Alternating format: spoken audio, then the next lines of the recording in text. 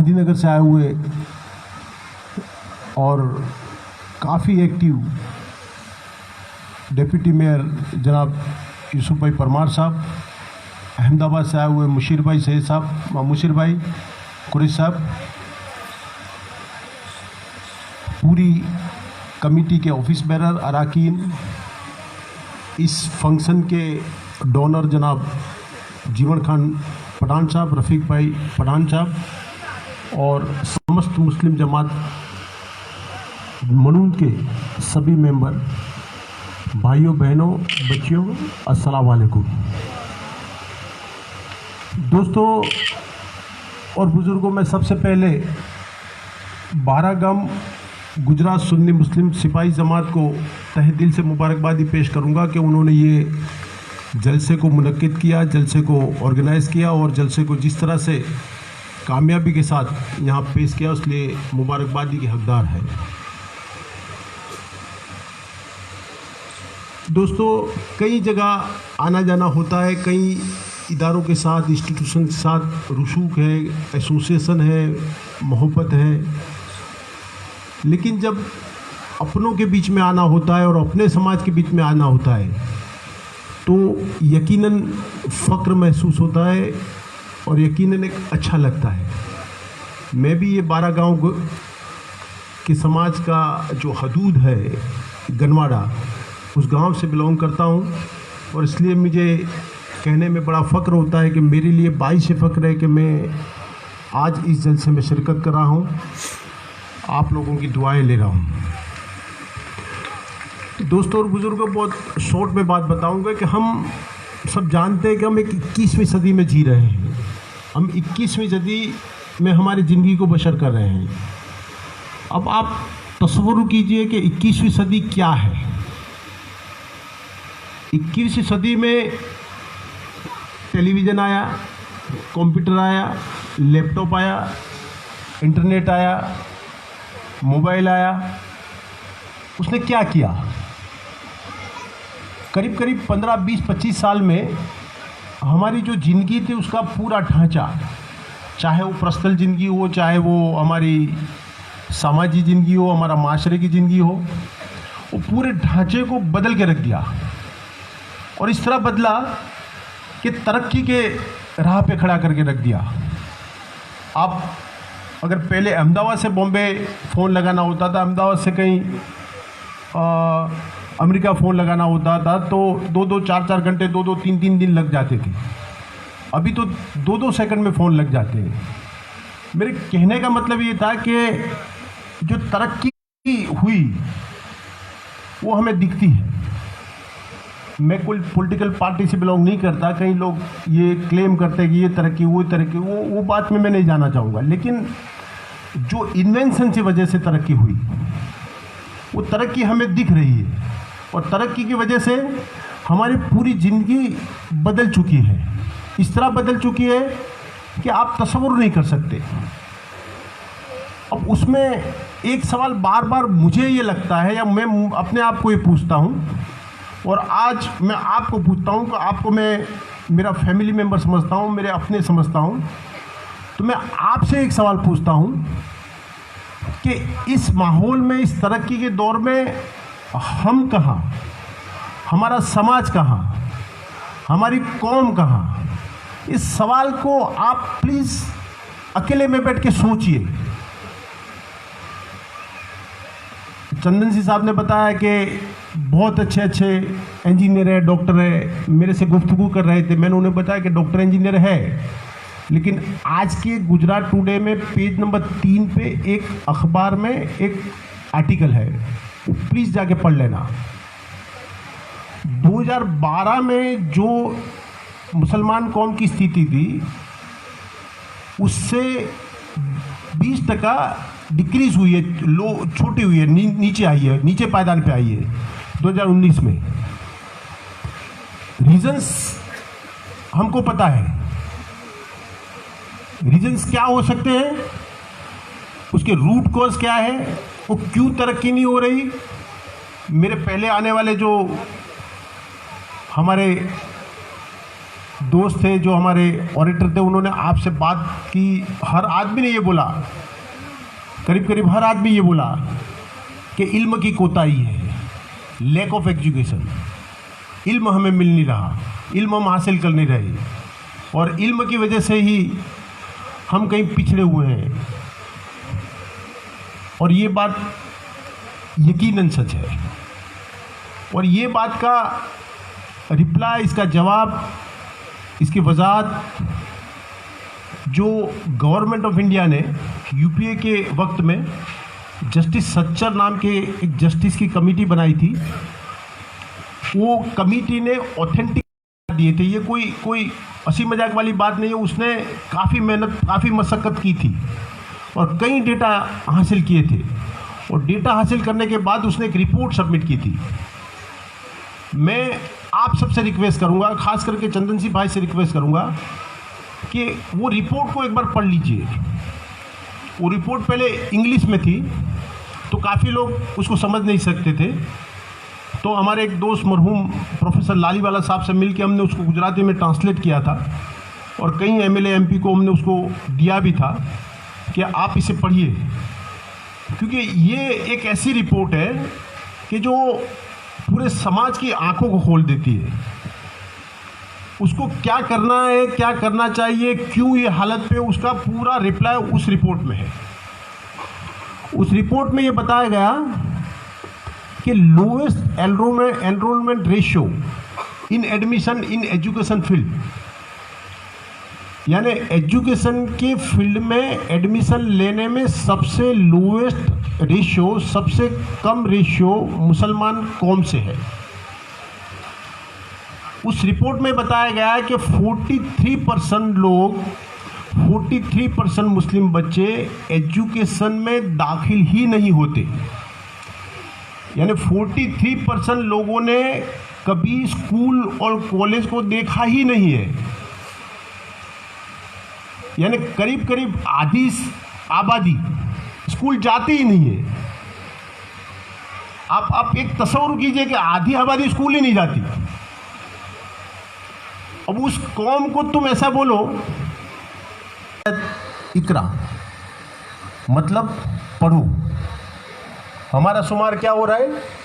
सबसे कम एडमिशन लेने वाले लोगों में हमारा शुमार हो रहा है। अल्लाह रब्बुल इज्जत ये कहता है कि तुम पढ़ो, और हम नहीं पढ़ते। ये सच्चाई कमेटी का रिपोर्ट है, उसके साथ मैंने आपको अपने दीन की बात भी बताई। प्लीज़ ज़रा सोचिए इस बात को। अल्लाह रब्बुल इज़्ज़त ने कुरान करीम में ये कहा कि महबूब फरमा दीजिए कि जो जानने वाले होते हैं और जो नहीं जानने वाले होते वो बराबर नहीं हो सकते।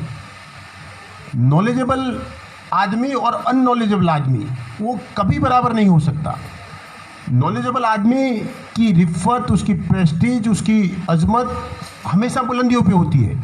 आप दुनिया में भी देखिए, हर आदमी जो ज़्यादा जानता है उसको लोग यकीनन ज़्यादा रिस्पेक्ट देंगे।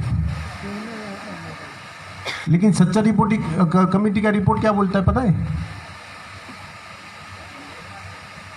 Highest drop out ratio in the education field is of the Muslims.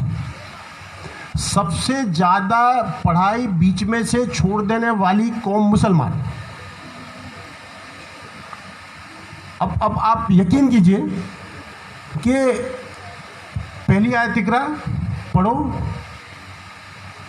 पहली दूसरी पढ़ के छोड़ देने का, सातवीं दूसरी पढ़ के छोड़ देने का, 10वीं तक पढ़ के छोड़ देने का, और हाईएस्ट ड्रॉप आउट रेशियो मुसलमान का। अब आप बोलिए कि हम तरक्की करेंगे। ये to be very frank and to be very practical, ये पॉसिबल नहीं है। आका इनामदार सल्लल्लाहु अलैहि वसल्लम को एक बार पूछा गया कि आका तुमको किस चीज़ पे नाज है, अल्लाह की किस नेमत से आपको नाज है, आपको किस चीज़ से ऐसा लगता है कि आपको अल्लाह पाक ने बहुत नेमतें दी है। हजूर अकरम सल्लल्लाहु अलैहि वसल्लम ने जवाब दिया कि अल्लाह रब्बुल इज़्ज़त ने मुझे हर नेमतों से नवाजा है, चाहे दीन की नेमत हो, चाहे दुनिया की नेमत हो, आखिरत की नेमत हो, मैं अल्लाह का बहुत बड़ा शुक्रिया अदा करता हूँ। लेकिन एक चीज़ पे मुझे नाज है, और वो ये कि मुझे अल्लाह ने दुनिया में मौलिम बना के भेजा, अल्लाह ने मुझे दुनिया में टीचर बना के भेजा, शिक्षक बना के भेजा, ताकि मैं अपनी कौम को हिदायत दे सकूं, अपनी कौम को सिखा सकूं, अपनी कौम को पढ़ा सकूं। अब ये मौलिम की ये उम्मत के बारे में एक बात बताऊं, यूनेस्को का world health human development resources का एक रिपोर्ट है। वो रिपोर्ट ये कहता है कि एवरेज एक साल में एक मुसलमान एक किताब पढ़ता है।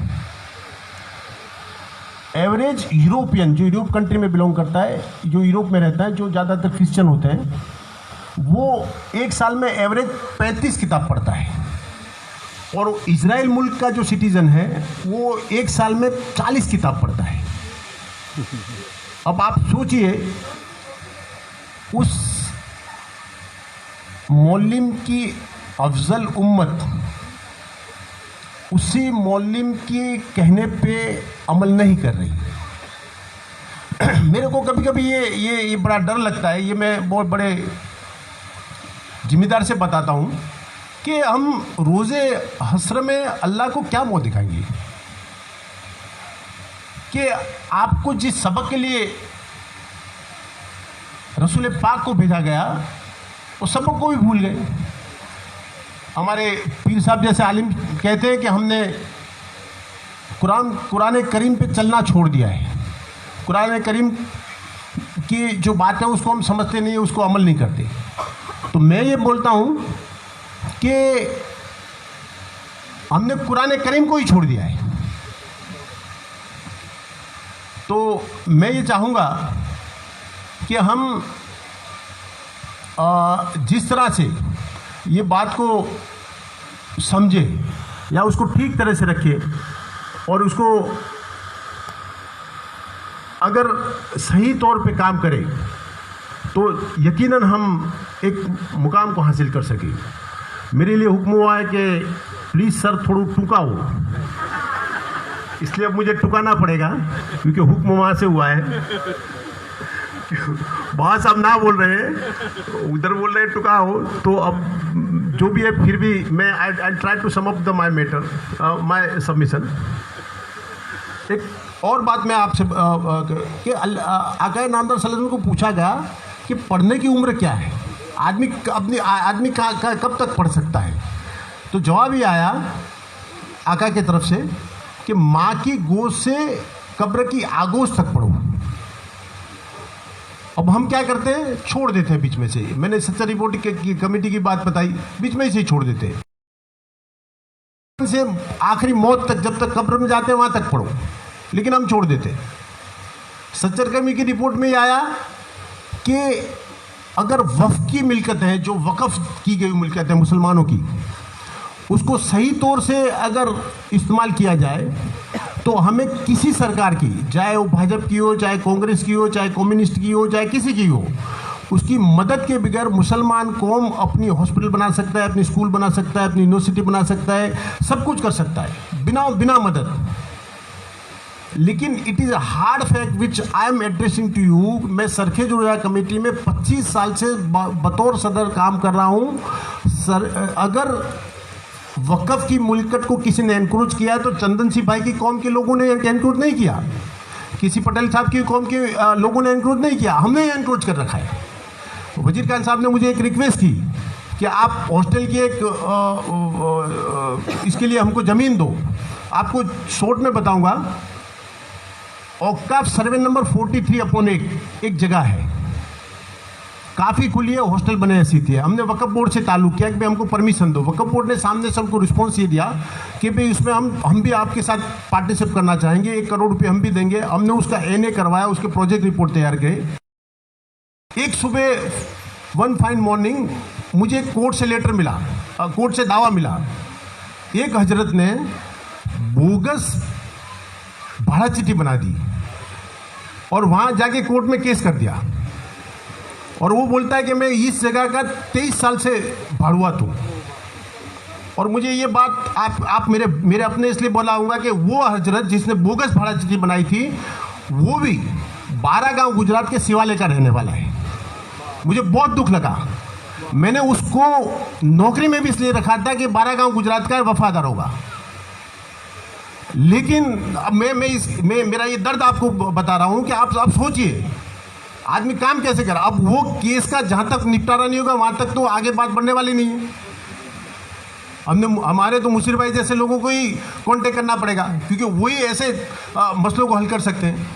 तो मैं ये कह रहा था आपसे, आखिर में ये बात कहूँगा कि अगर हम ठीक तरह से सोचें, जो 12 गांव गुजरात की जो कमेटी है उसको सपोर्ट करना चाहिए हमेशा। मेरा ये नज़र आया है कि आप जो मुझसे जो ताल्लुक़ रखते हैं, मेरे जो रिश्तेदार हैं वो, या मुझसे जो एसोसिएट है वो जानते हैं, अल्लाह के रसूल को हाजिर नाज़र रख के कहता हूँ कि मैंने कभी किसी के नेगेटिव रोल में कभी खड़ा ही नहीं रहा।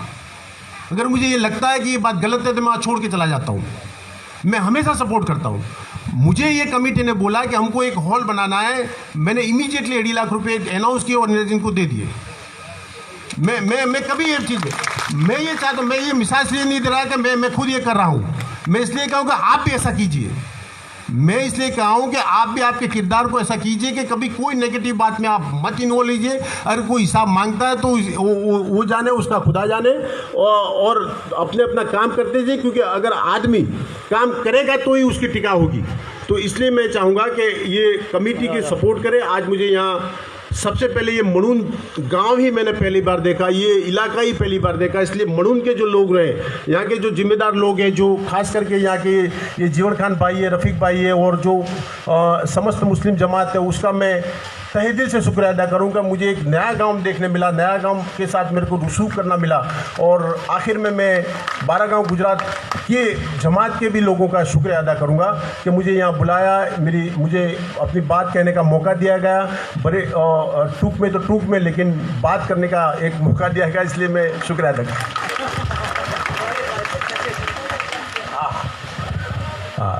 दोस्तों, एक जो हमारे मेहमान खसूसी जनाब AI सैयद साहब, अब्दुल्ला मियाँ सैयद साहब, जो रिटायर IPS, जो retire additional director general police थे, वो यहाँ आ नहीं सके।